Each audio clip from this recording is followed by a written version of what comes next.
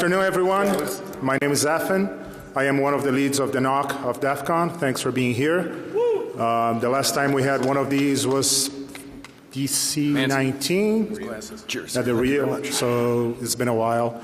So throughout the year, we always get like questions how we do the network here, and the network keeps changing over and over, like different properties and things like that. So we submitted a talk. It got accepted.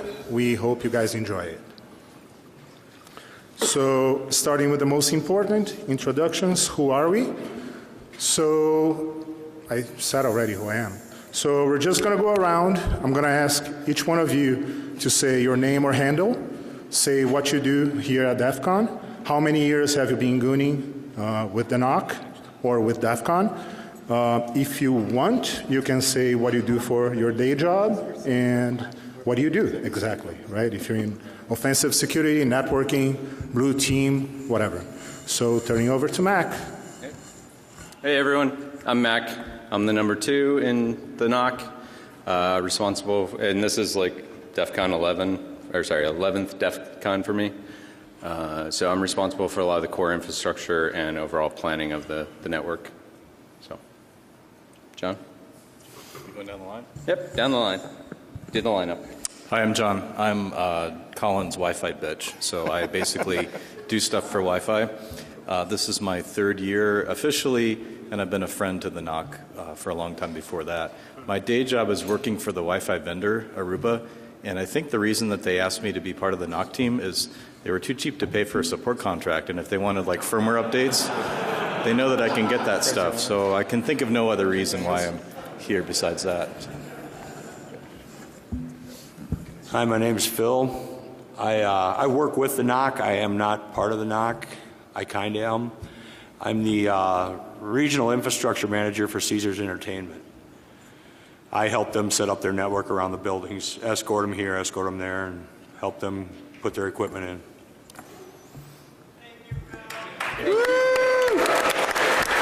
Without Phil, would be screwed. Hi everyone, my name is Monsi. I'm the NOC's tribute. This is my 3rd year, so all the gaff tape and running around, that's essentially what I do. Thanks.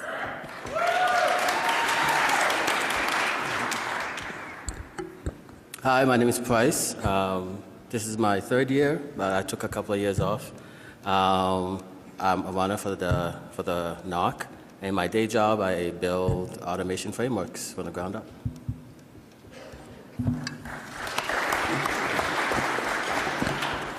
Hi, my name is Colin. You can find me _CRB on Twitter. I am the, boss of John. I'm the wireless team lead, and my day job I work for CDW as the wireless technical architect. So I've been doing wireless for about 10 years now.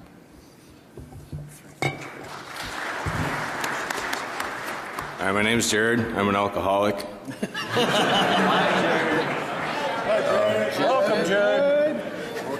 I've been doing this for, I don't know, 7, 8 years, something like that. You're supposed to know. Yeah, fuck, I don't know. I do wired side. That's it. Hey, I'm Nick, also C75. This is my 5th year, and I do Wi-Fi reg and other miscellaneous things. My day job, I'm the head of security at a cryptocurrency exchange called Kraken, and I also run Drunk Hacker History here at DEF CON. So tonight at 8 o'clock, Planet Hollywood mezzanine stage. Join us.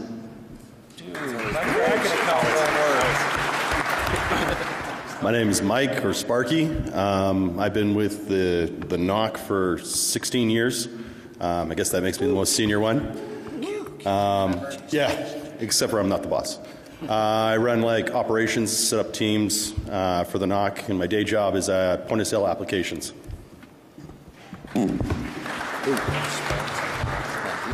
Hi, I'm Spencer. I do most of our monitoring and wired switch config stuff. Not most of that. I help with that. For my day job, I'm a reverse engineer for Cisco Talos.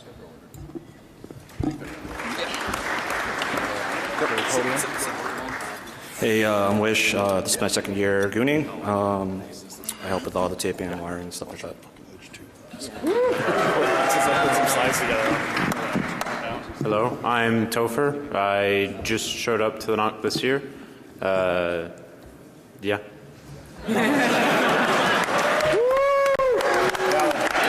Hey, I'm John. This is my second year gooning, and I just work here.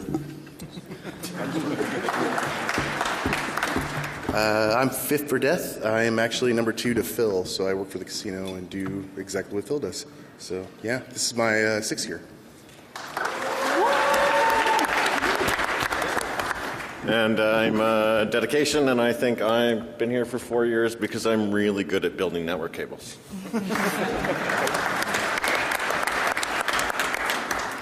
So we just want to highlight that the team itself has got a mix of backgrounds and skill sets, and that's one of the things that we really value inside the NOC. You know, going to anyone can be a part of the NOC. Obviously, there's some requirements, but you know, NOC people can come from anywhere. So we're just like you. Sparky's from Canada. He came from We even allow Canadians. Yeah. It's true. grandfathered in. All right. So that's about us.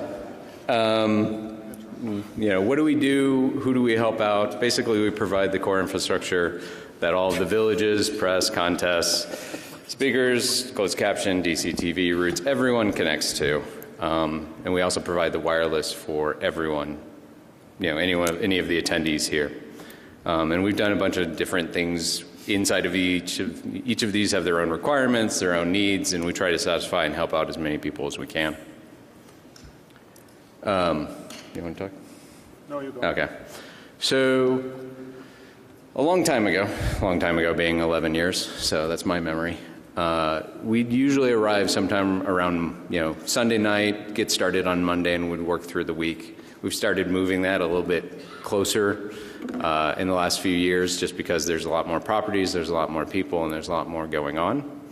But it really comes down to, you know, just like you build out any of your foundations for other networks, you got to have your wired in, you have to have your core in, you have to get your wired out to all of your edges. You have to get access points hung. You have to get them, you know, pulled back. You have to connect for everyone's there.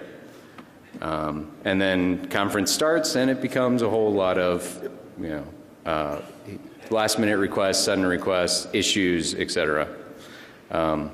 So this kind of leads into, we moved a little bit earlier this year. I arrived Thursday, week before, to get stuff going. And it's actually been a fairly smooth year, I think, although I'm totally jinxing it right now. So we'll see what happens, especially after the DNS talk a half hour ago. Attaboy. So that's it. I mean, there isn't a whole lot to the complexity, and we'll totally go into questions in a bit, and you can ask what you want about the infrastructure. Thank you, everyone. There you go. Thank you, guys. It's nice to be the speaker. You have people bring you stuff. It's cool. You should submit. Thank you, DCTV. Thank you, DCTV. So that, you know, again, not a whole lot there from the complexity of the infrastructure side, or the wired side. So now I'm going to talk about the wireless. Colin? John? Would you like? Yep. Sorry, You're up. bring open a beer. Actually, before that. Sorry, what'd I forget? No, come up. Part of this this is not a presentation. The idea is to be like you guys interacting with us and asking questions and so on and so forth. So instead of like trying to break the ice a little bit, Wi-Fi has a lot of information that I think is going to sparkle some questions in your mind or things that you already want to ask us. So John and Colin, they're going to go through the wireless stuff, but in the meantime, take notes. We want to hear questions from you guys. Otherwise, we're not going to be here for the remaining 80 minutes. Sure. So as Mac and Louise mentioned, there's a lot of pre-con stuff that we do, and specifically with the wireless. If you guys have been coming for a couple of years, you know we've changed venues. We've expanded. We were at Caesars last year. Mine a little closer, better. So that's a challenge for the wireless. We're trying to put RF in different spaces. Usually we're going to try and do some sort of a site walkthrough if it's a totally new property, just so we can get an eye on what things look like. I do predictive planning using a tool called Ekahau. So we actually take some time to see, will this amount of APs cover where we think it will. We also have the fun sort of situation where I'd love to give you guys more access points to have more wireless, but we've got a limit on drops. There are not infinite amounts of drops. And where I want an AP doesn't mean there's going to be a network connection to feed that AP. So there's compromise in some of these spaces, and we got to kind of work with that as necessary, and things change from my original plans. On top of that, I'll tell you guys that the folks that do the DEF CON planning do a great job of accommodating and moving things around, but what's in what room is in flux so long up until we get here that I kind of take first shot at a design and then we know we got to change it. We also stage equipment, so all of our stuff gets stood up probably a month or so before the con. We make sure that we got new code on it, we look at last year's config, make any changes we need to make, and then make sure that that also integrates into the overall design. So again, different venues the last couple of years, we've had different network topologies, which meant the wireless had to adjust slightly, meaning we're not just plugging in what we had last year. And then, you know, as Max said, we get here a little early so that I was helping with fiber and getting APs out and inventoried as early as Saturday evening when I got in. Anything else we're doing pre-con? You might notice the lie that was in the previous slide. The wired network is only there to support the wireless network. That's the only reason that they put wired in. These are the tools that we've been using this year. So to do what we do, we don't have to have these tools, but I'll tell you, it makes our life a lot easier. So down at the bottom left there, you've got the Echo Sidekick. That's spectrum analysis and some Wi-Fi survey work. And then a bunch of NetScout Airfluke tools to quickly diagnose port problems and RF issues. And as always, there's a console cable in the mix, and then a special console cable for our access points. And then just a little bit about the hardware we're using. We've got Aruba 7000 series controllers. The 7210 is kind of the big boy, covers the larger of the venues. And then we've got a smaller 7005 covering just the Flamingo. Right now we're running 6.5 code. We're using AP305s. We've got about 80 of them out this year, probably about 100 in inventory. So when we have more ports, we put more out if we can. And then we're also running Aruba Airwave as a management. Just a little bit about the settings. So I've seen stuff on Twitter after the con talking about, you know, I was on the Wi-Fi and nobody attacked me this year. Well, there's a reason for that. So DEF CON Open is 2.4 gigahertz only. We have client isolation, so that means clients can't talk to each other when they're on that network. We're blocking MDNS, bonjour traffic. Basically our firewall is saying you can only go to the internet, and obviously it's an open network, so there is no encryption. Anything that you send over the air, someone else can sniff. Our DEF CON Secure, on the other hand, is 5 gig only. So that kind of takes a lot of the noise out of the cheap little devices from China that are really good at DOS attacks. You have to be a little bit more specific to target that network. Again, client isolation, DNS, MDNS blocking, same thing with the firewall. But we are using WPA2 Enterprise with PEEP MSCHAP v2. And then the back end of that is free radius for our client auth. And then just sort of one underlying point that I wanted to make about these kind of networks, that they're very quick to come up, they're standing there for a little while. The simplicity is the key in this. We don't turn on a ton of features. We want to lock down the network, we want to keep it secure, but a bunch of the advanced stuff tends to cause problems with certain clients. Then you guys have a poor Wi-Fi experience. So we uncheck about as much as we can, aside from the bare bones things that are going to keep you getting on the network quickly, getting you on the network securely, and then just letting you do your thing. How many people use the secure Wi-Fi network this year? How many people use the open Wi-Fi network this year? So I remember DEF CON, I don't know which number it was at the Riviera, when, do you remember AirPwn, when it first came out? Basically it was on an open wireless network, and what it was doing was essentially everybody that downloaded a page from the internet, it would replace all of the pictures in any web page with Goatsy. And so you would see, I would just watch these guys sitting out there typing something, and then all of a sudden they'd slam their laptop lid shut. And it repeated all over the place. That's why we don't use the open Wi-Fi network at a HackerCon. Use the secure network, and things like that don't happen. And I'll say I'm proud of you guys. We had like well over 2,000 people on the wireless so far this year. You'll see better stats at closing. And it's predominantly on the secure network. Like, good job, guys. I'm glad to see it. Oh, we got a question. He has a question. Yeah. The wireless is not. I'm sorry, yeah. The question was, are we blocking DNS null queries? Correct? No, the wireless is not. Firewall? No.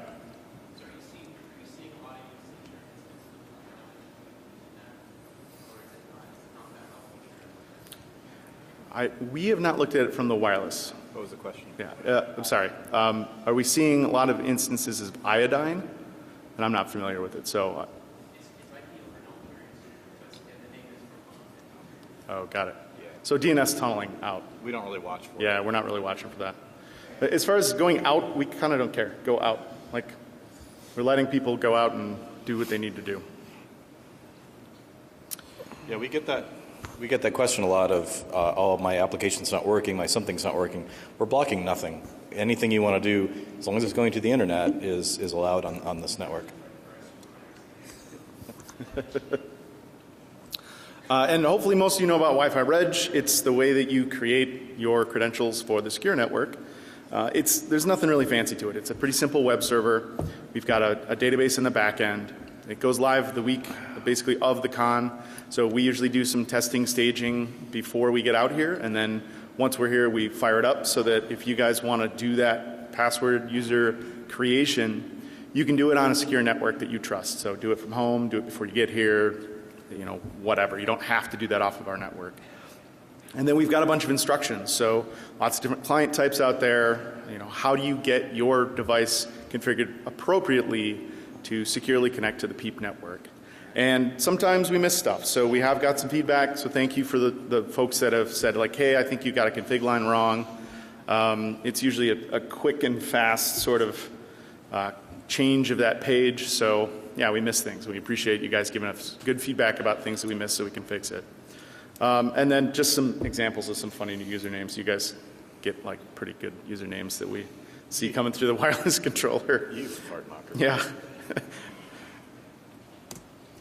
All right, this year we had added some stuff. So the lovely picture you see here, we found out that we had to provide some Wi-Fi over in the theater area and kind of last minute threw up some access points. So again, not an ideal scenario.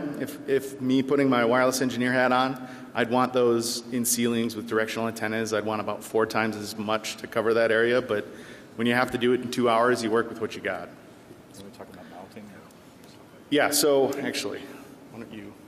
I'll talk a little bit about mounting because you see in the picture here, obviously that's not the way we like to mount Wi-Fi access points. And we see tweets about that sometimes. If you guys don't know what you're doing, you mounted the APs wrong. We do know what we're doing, but we're limited by sort of what kind of mounting is available. So, day one here, I think on Monday, they wanted to put the APs on the ceiling here, like as high as they possibly could. Not optimal. We'd like them on stands. We'd like them up above the people, and we'd like them horizontal. And that's sometimes tough just based on what types of stands we can get and how we can, we've used duct tape, we've used baling wire this year, no kidding, baling wire to attach APs. So it's just a matter of what we can get. And we got some of these this year, so this is sort of our ideal. Unfortunately, we got them after all the APs were up in the air. This is called the Wi-Fi stand, so like very handy. Hopefully you'll see these next year because they orient the AP exactly how we want, facing down. They just made it here a little bit late, so hopefully next year that's what you're going to see everywhere. Yeah, no Chrome. I mean, maybe we could bedazzle it or something. I don't know. This is a hackathon. So some of the other stuff we added this year, Android app. So hopefully everyone trusted that through the Google Play Store. That was sort of a new experience for me. I borrowed that idea off of CCC. We've had troubles in the past with Android having such a large ecosystem.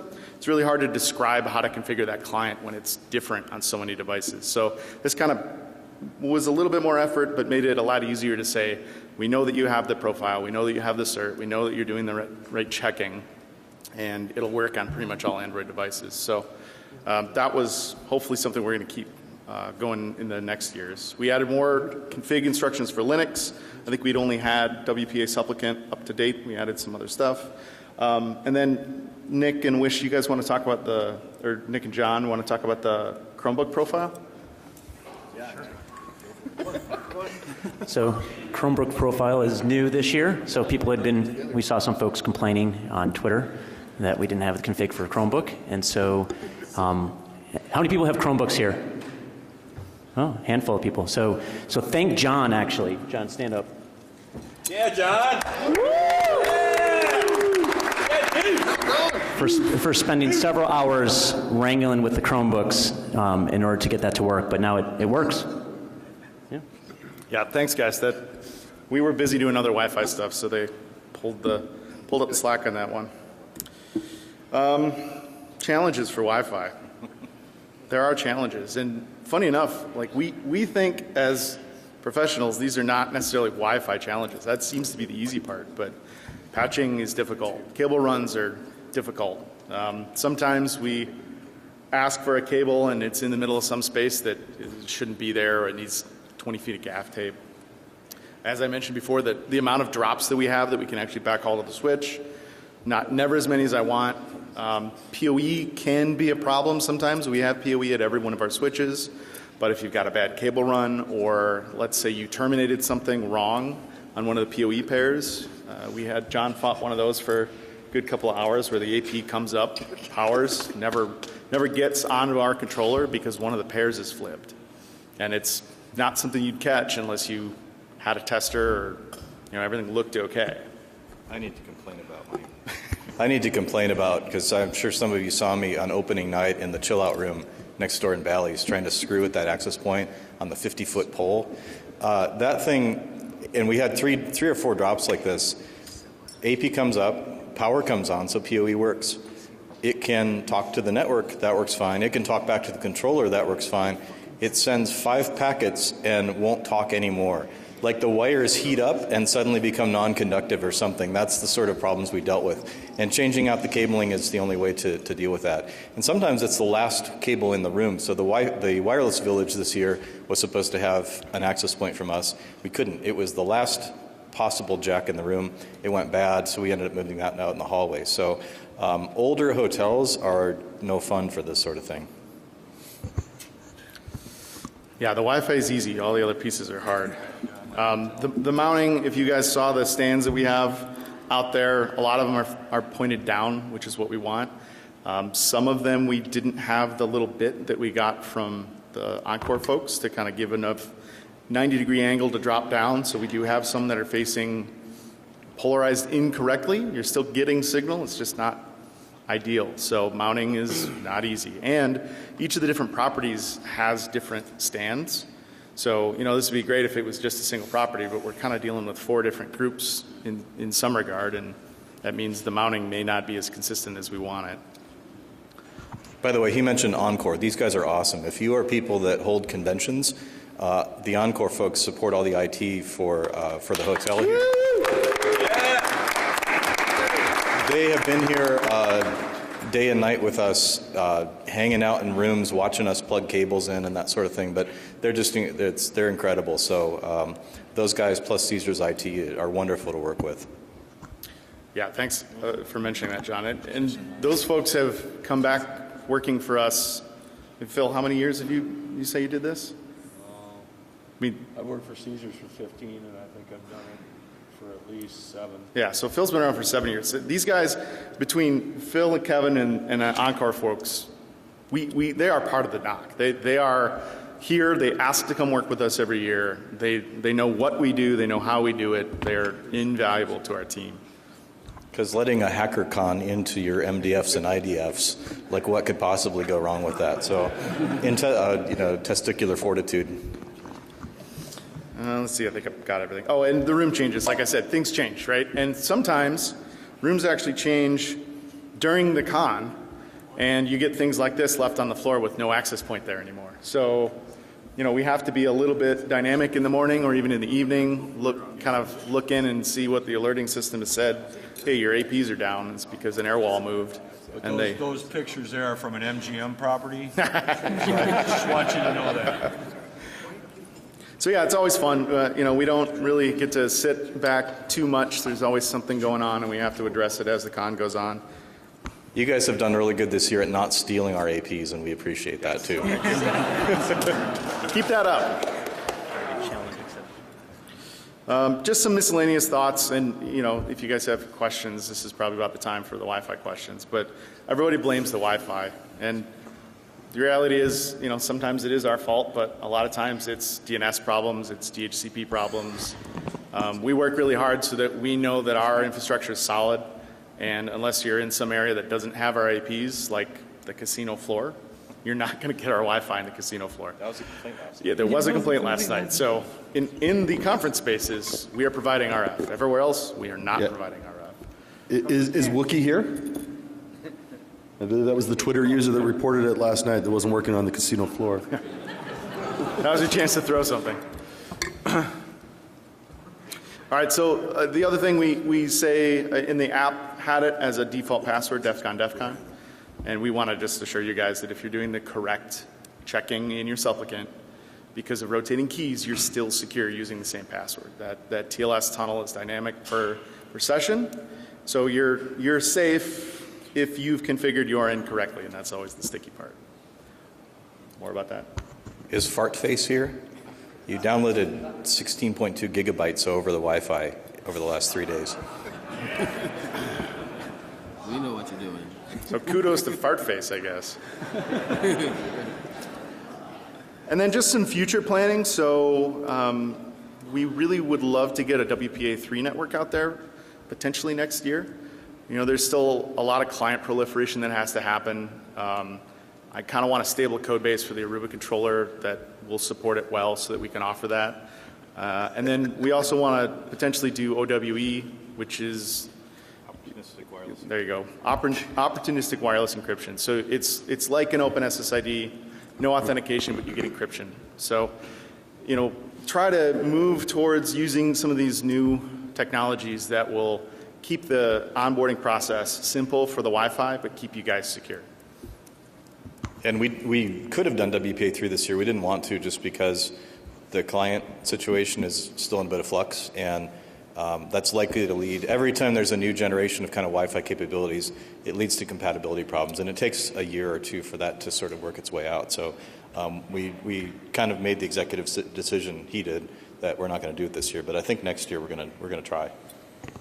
Yeah, it goes back to that simplicity idea. If I turn on some new advanced feature, there's going to be some devices that have a hard time with it and then can't get on the network, and then that's really hard to troubleshoot. So, yeah, and then it's our fault, right? Then you guys come to us and say, hey, the Wi-Fi is broken. And we say, well, you've got this client that's not behaving correctly. Try to avoid that at all possible cost, but once we get that proliferation of devices, it should be a little bit easier to suss those problems out if they do occur. All right.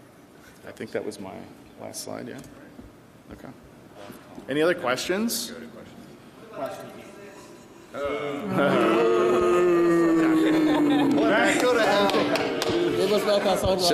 I want to notice, I want to demonstrate or point out the gear sitting on stage was in use up until the last couple of years, where it got refreshed by stuff that's only slightly less as old.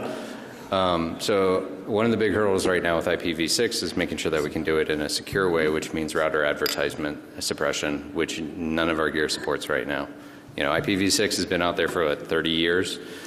People have been kind of really deploying it for the last 5 to 10, and it's been secured for the last I don't know, probably next year. So that's kind of where it's sitting. The second thing is all of that would be tunneled because none of our immediate handoffs are v6 upstream. So those are kind of the two things right now. So we'll go, I'm just going to point out. More questions? More questions. You, sir.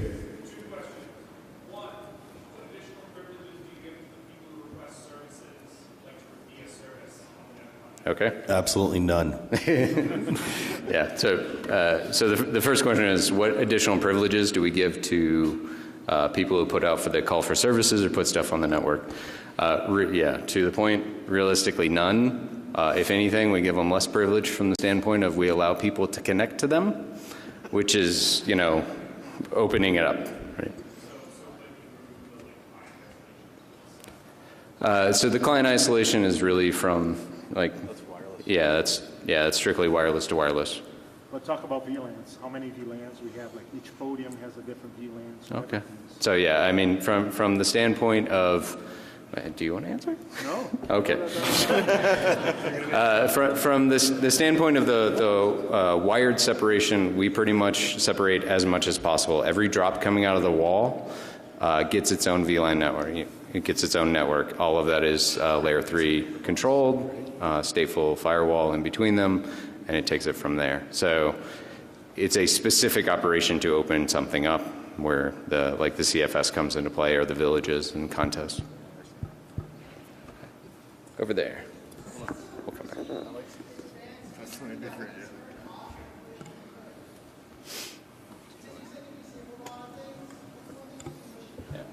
802.11r. Question? If it didn't break the crap. Oh, I'm sorry. What advanced feature do we turn off that we wish that we could use? 802.11r is a great example. It would improve roaming. It breaks a lot of devices, and there's some security implications there too. Management frame protection's another one. That was always the, hey, why aren't you turning this on? It's because most clients don't support it, and then they cannot connect to the wireless. Discovery protocols.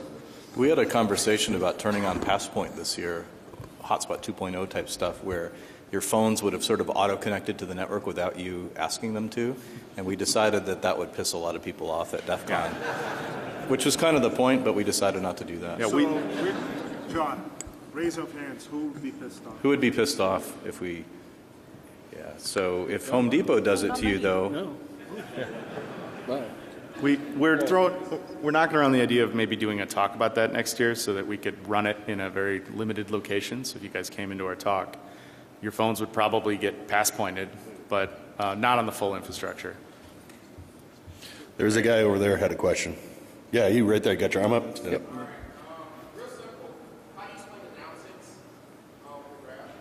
Ah.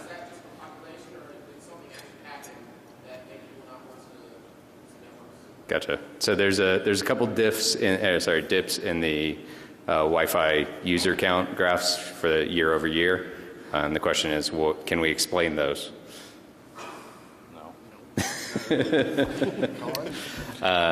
When the simple comment says no, I'm trying to remember sometime back. I'm pretty sure DC 16 is when that AirPone thing came out that I was talking about. That might be the reason. That was when they changed the encryption on credit cards. At Riviera DC 16 and Rio. Larger space. More APs. More APs. Spencer. Bandwidth. Spencer. Yeah, one moment, please, while we confer about a proper answer to give you. Spencer. Pretty much larger space, more APs, not necessarily. People used to be very skeptical about connecting to the Wi-Fi network at DEF CON. Used to be. People understood that it was okay to do it, right? I think that's part of it, but it's not one thing. We got, year by year, we get better. Segue to the next slide. Bandwidth, not great, but we keep trying to improve as much as we can.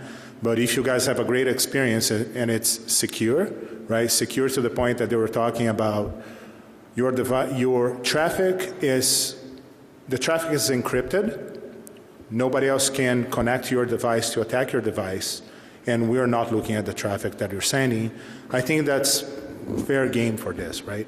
For us, on the other side, is availability, right? We don't want people, we want the network up. The more this works, the more beers we have. So from Thursday last week through Thursday this week, it's a lot of work that we do to make it work. Then we hope it doesn't break so we can kind of watch talks and things like that. One of the suggestions from our colleagues is that there are alternatives to the DEF CON network, particularly cellular coverage and whatnot. And during some of these years, there was times where that was coming out, and you could secure yourself easier than you could secure into your standard enterprise wireless network. So. let's go. Oh, you got a guy straight ahead here. He's kind of got his hand up. I'm not sure if he's just resting. There you go. Commit, man. Now stand up. No. I ain't going to listen to your question. You stand up. There you go. Do we collaborate with the Black Hat guys like Grifter? Sharing resources? No. I'm going to move my marker away. Not as much. Back when DEF CON and Black Hat were a lot closer, there was some shared stuff, but corporate entities kind of forced that to be a lot more separate. The timing doesn't line up either at all Yeah. for that. We need to have our gear here and running and going the same time Black Hat is running. So. Yeah, we're also not sponsored. We're not funded like Black Hat is. Yeah, this is big bar on steel. I know. All right, we'll come back to number 2 over here.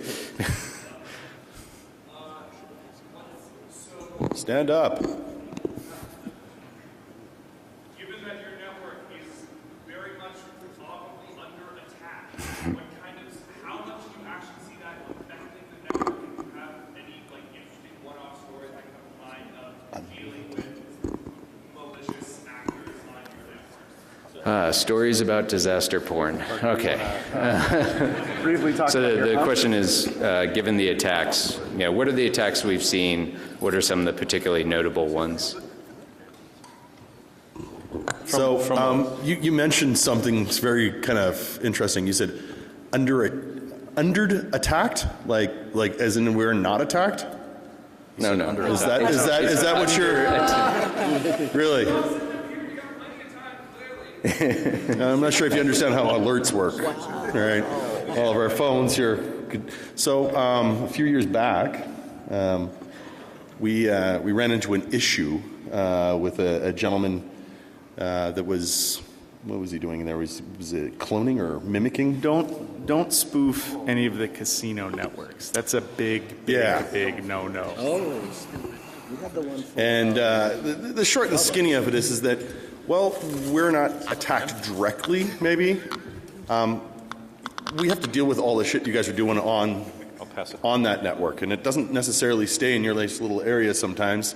Somebody learns a new skill set, and they decide they want to try to flex that out. Sorry, this is difficult to do, and this. Sometimes, oh, shit, we just totally screwed Spence. Thank you. Ooh, that's a healthy shot. Good luck. It's okay, he is actually old enough to drink, folks, before anybody brings that up. He has been carded. Anyways, no, we'll go around, and occasionally we have to work with Caesars on helping mediate some of these issues. Now, internally, Mac? So, I mean, from the attacks internal, we expect some of the network to be attacked, and we kind of set it up and let it go that way. Again, the open network, if people are trying to attack that, that's kind of the nature of what it is. It's meant to be that playground for people to go with. Then there's other things where it's like there was a BGP hijack a few years ago. Not necessarily anything that it affected us or whatnot, but yeah, we know the network was going through, the upstream network was going through another provider just to demonstrate it as a talk. For the most part, what we look out for are the speakers who have some demonstration they want to do, and those are the ones that are kind of memorable. Lots of gateway attacks, spoofing, the traditional wireless, deauths, etc. Why don't you talk about what happened with 8.8.8.8 this year? Sorry, which one? The Google DNS.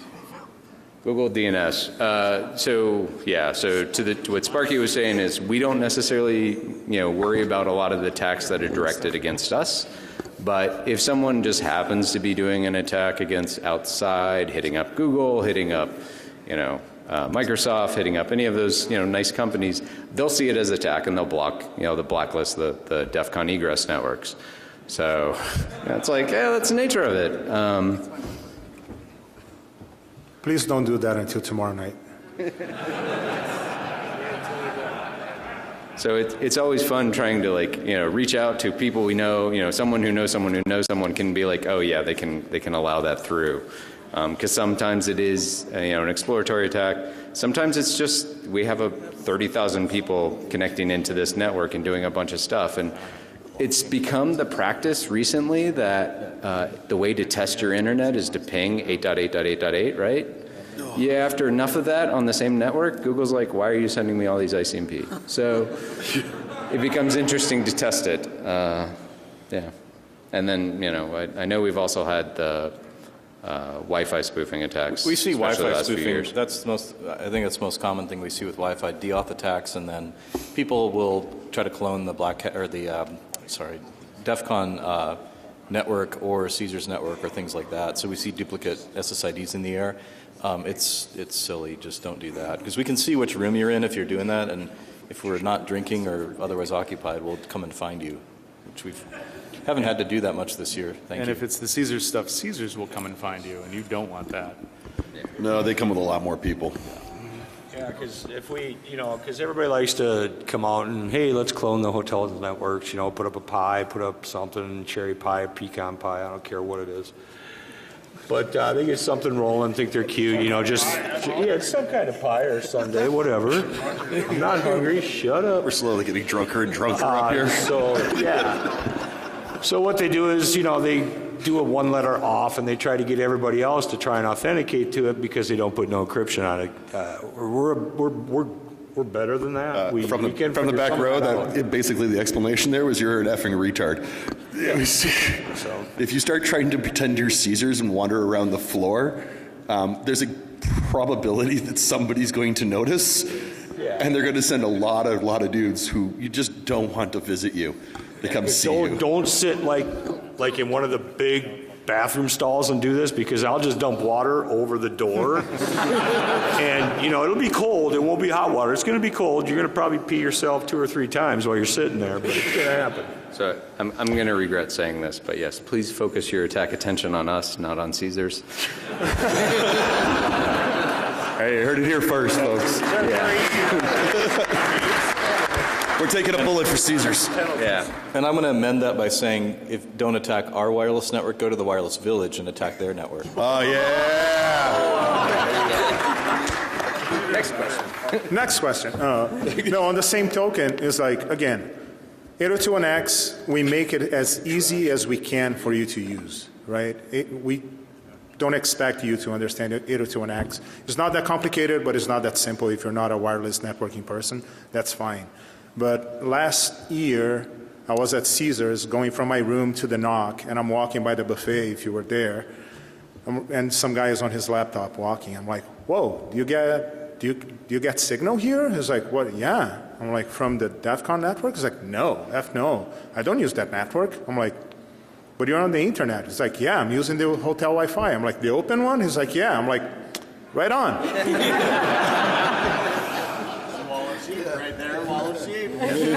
Let's go. You have your hands up. Yep. There you go. Gotcha. It never stops. Yeah, how far out in advance do we do planning and design for the network? The call is a week after we leave here? First call? Yeah. Yeah. All right. So on average, we do, we should be doing 8 months. Yeah, about 8 months out, we eventually pull our shit together and get on the phone. We actually go to an amazing conference, some of us, out of Chicago, called ThoughtCon. Maybe you recognize Nick. And we go there, and a lot of us will meet up there beforehand and do a little bit of planning. And it's got an amazing VIP section. I do the planning. You guys are there drinking. That's right. I've got another wireless network to run. Yeah, Colin Oslo is an opera over there, and we most of us just get trashed. And shout out to Morgan and Video Man for the wireless. Shout out to Morgan. So pretty much tomorrow, all of us are going to know where DEF CON 28 is going to be at. That's when we start planning. If it is the same thing, we kind of know what we're doing and what worked and what didn't work. If it's a new place or adding more places, then around December we start planning. I've got a Excuse me, where are you guys going? This talk's not good enough? We'll come back. Sorry. Oh, you in the front there. Dudes, come on. We don't suck that bad. We just answered all the questions. Activities. Lots of activities. Hey, right here. Hey, what's up? already standing. No, we do. We got one of the guys that do the garbage dumps. He's just in there watching stuff. He can't touch nothing. Hotel order right now. Yeah, what's covered now? I mean, to a degree, we have some monitoring telling us, what is or isn't going, and there's a whole lot of Twitter that would tell us what is or is not going on. So, My phone is on mute now, so I don't know. Actually, John, is it up? You have a question? I did have a question. I was curious. What's the Go up. setup? Go up. Dude, you're like 10 feet away. Come on. I hope you answer it. I hope you answer it yourself. I was just curious, what's the setup like between here and Flamingo? And, right, because there's a bunch of VLANs, and maybe it's L2, maybe it's L3. Like, how do people at Flamingo talk to servers back here? All right. Plant. We'll skip through some of these. Where are they? Oh, yeah, good pictures. All right. We'll come back to those. You can ask, if you want to see those other pictures, ask questions. There we go. So this is what the current Planet Hollywood Paris Bally's connection looks like. All of it is the same layer 2 segments. We have physical connections between all of these properties that we can extend all of our VLANs to. Sorry, can you point to where the Flamingo is on that map? So the Flamingo is over here. Show me the keyhole. Yeah. It is a smaller property, and unfortunately it is not layer 2 connected over there. So what we do is we basically stand up an IPsec tunnel between the two properties. We have divided route domains such that, the Hollywood Chord network has one set of networks, and the Flamingo has another set of networks, and we do a lot of cross traffic allowed between those. So Wi-Fi Reg is sitting in this building, for instance. So someone over in Flamingo signing up would, come up to the firewall, hop across the IPsec tunnel, and then drop down into our Wi-Fi Reg. So yeah. Other questions?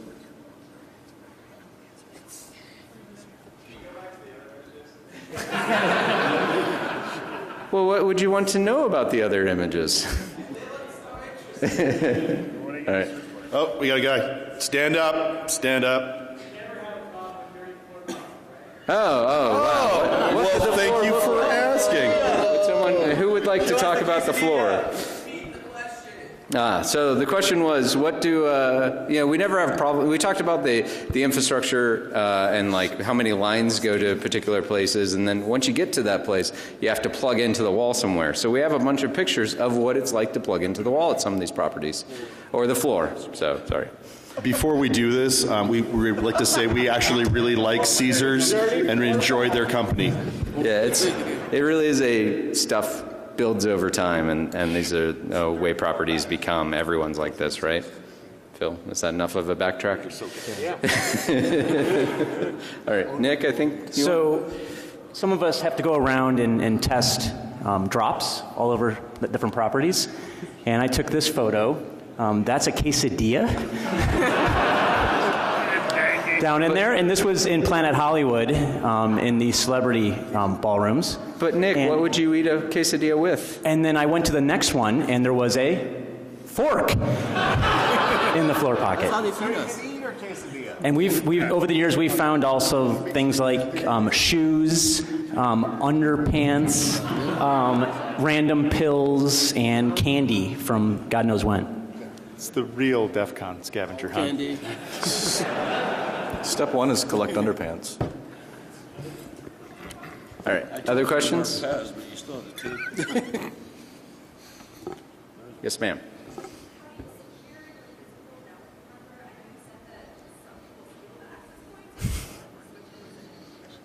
Yeah, so the question is, how do we secure the physical aspect of all of our networking gear? Duct tape. Most of us are viciously assholishness. Bazooka bubblegum.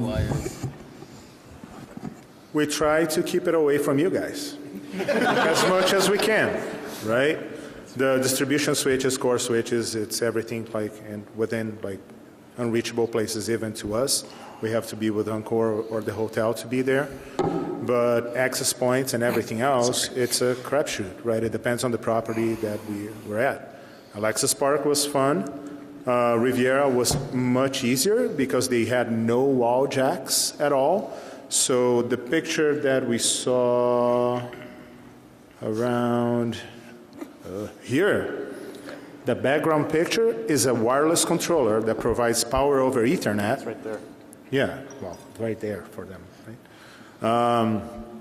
To all the APs that we had. So the APs were in the ceiling. That's what he complained about because the APs were too high. But hey, nobody's going to steal them or unplug them and try to do something bad. And other places like the Rio, that if you were there, the hallway that would lead all the way to the back there, everything like was reachable, right? So how can we secure that? Some of them we do like port secure, I guess. Some of them like we can't, right? And good or bad, we're still sort of humans and we do misconfigurations and things like that. So it happened before. One of the oops moments is like people are like, oh, we hacked you. It's like, cool, what did you do? Oh, I plugged and I saw all of your access points. It's like, fair enough, right? Because we have a VLAN for all of the access points and the port that we told you guys to use instead of going to the internet was seeing all the access points. Sure, you could DDoS and bring down all of the APs, but fair game, I guess. Yeah, and while you're sitting there unplugging the AP and plugging your own shit in, we're watching that through the monitoring on either Libre NMS or Airwave anyways. So we know what's going on. Yeah, you tell him, Spencer. Your leakness will only last so long. Where's balls, If you do want to hack Wi-Fi gear, my company Most has of a the guys very good behind bug me bounty are program. trashed. So please do that, but not here. All right. So we got 7 minutes left. We're like, no, we have 37 minutes left. 7. We have Thank 7. you to DCTV. Yeah, DC, okay. stand up, DC. Nothing but love for DCTV. Stand up. But there are other DC. departments at this conference, just putting that out there. And yeah, stand up, give them a round of applause over there. Here we go. Yeah, that's enough, that's enough. There are other departments, you know, I'm looking at SOC, speaker ops, there's like, you know, a few other ones, just saying. Ouch. Right. Thank you. Cool. Okay, so we'll say one last question. Who wants to go out on a good one? If you're holding your hand up. Yeah, you have a purpose.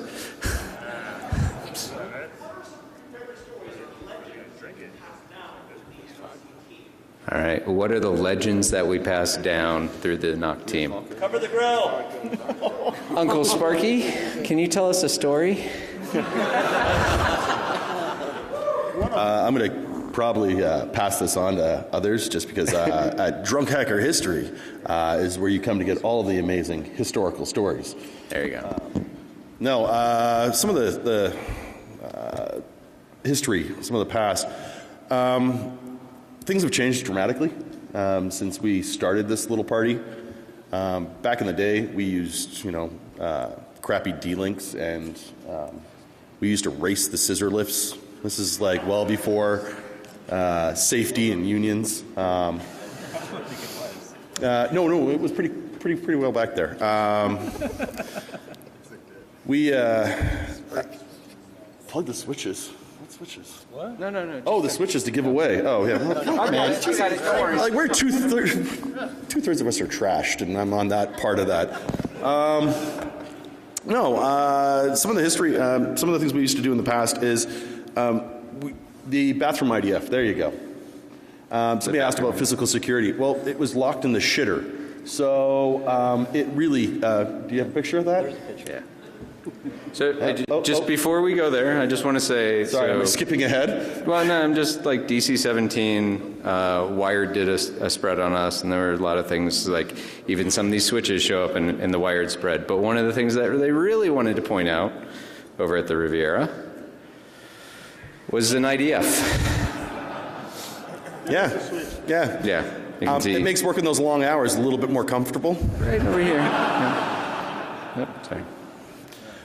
Back in the day, all the tape that would be gaffed down, I would just drink a bottle because it works really good in a gaff roll, so you can just hold on to it and roll it out. Yeah, that's why you were drinking the bottle. Yeah, well, that was it, yeah. That also made for a lot of wavy lines, so it's nice that we have professionals that do this now as opposed to us. Okay.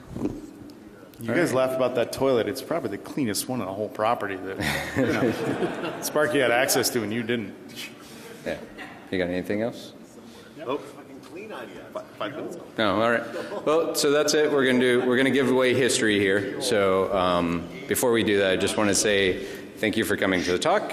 Thank you for being a part of DEF CON and using the network. We do this for you, and it does feel really good to see it in use and see what's going on, even with all the challenges and everything.